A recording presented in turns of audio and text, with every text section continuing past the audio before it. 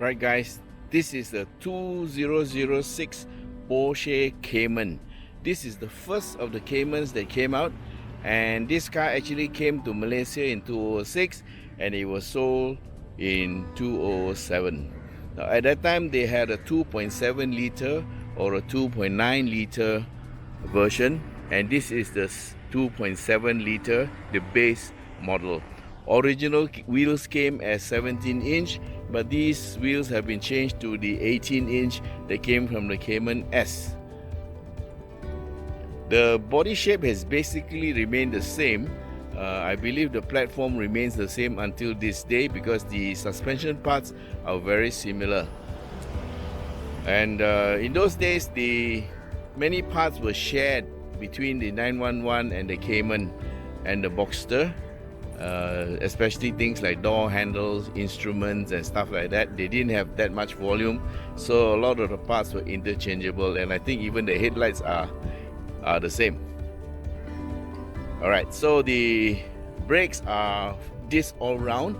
You have quite a large 4-pot caliper in the front with ventilated discs, and another, I'm not sure whether it's 4-pot or 2-pot, but it's more than 1 pot, and it's also one of those Porsche calipers, and also ventilated rear disc. Suspension is a multi-link at the rear, and at the front it's looks like McPherson struts, but I'm not very sure. But it's independent all around. The 2.7 liter engine gets 245 horsepower and 272 Newton meters of torque, and drive is to the rear wheels through a 5-speed automatic gearbox, and there's a Tiptronic function, and that Tiptronic shift is on the steering wheel itself. 0 to 100, if I'm not mistaken, is about 6.9 seconds, and top speed is 245.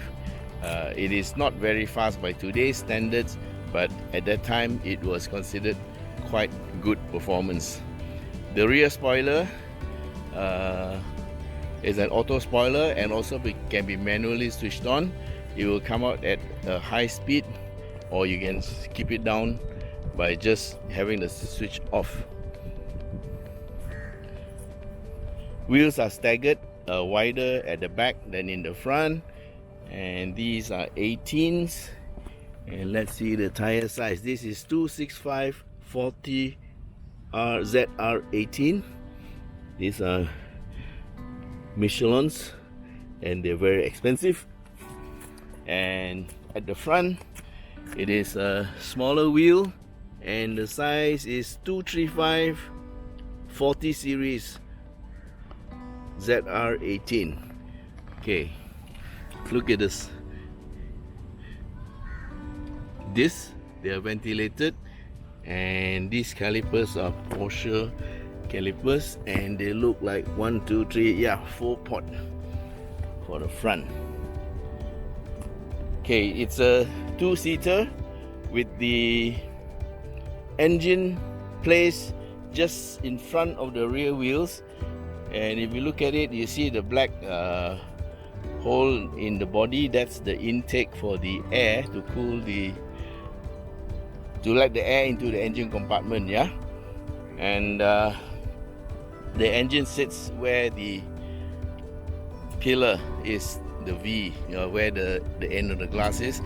So it's just in front of the rear wheels and just behind the driver. This is a 2-seater with very limited luggage space, and you get leather seats all around. The seat control is mechanical, but the rake is using an electrical toggle switch.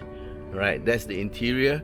Pretty simple, but most important is you can see here the gear shift is automatic and handbrake is mechanical. Here you can see the Tiptronic switches, and you have to start it with a key. wipers on the right and signals on the left, and yeah, there is cruise control and a very simple radio. There's traction control and stability management. Right, so that's pretty much about it. Yeah, there's stock vectoring, but that's automatic. Yeah, it happens. There's no control. What happens in torque vectoring is as you take the corner, the car automatically brakes on the inside wheels and transfer the drive to the outside wheels to give you more positive traction. Top speed is 245 kilometers per hour from the 245 horsepower, and also 272 Newton meters of torque. Engine is a horizontally opposed 6-cylinder from Porsche. The boot is actually in the front, and you can open the boot by this is actually the front trunk, yeah, by lifting up, and the other one opens, the other side opens the back. Okay, so let's have a look at the front. As usual, there's a little catch here, and it opens up, so you get a very small front end. This little cubby hole here is enough to carry maybe 2 small bags, yeah, and one medium-sized suitcase. And the battery and stuff, brake battery is there, and that's the windscreen washer.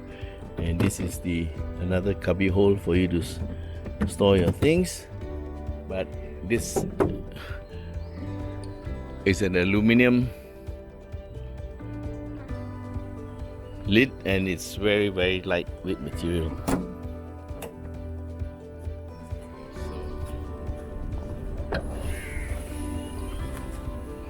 Here's the back part, and the engine is inside here somewhere. A very small boot area.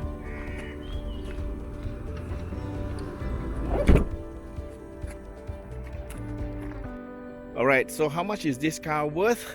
Well, about 5 years ago it was worth about 180,000. Now I don't know what's the value, maybe 150. Well, if you can get one of these cars, hang on to it, guys, because one day it'll be like gold. Okay, that's pretty much about it. We go for a test drive and you can see how it performs. Bye bye.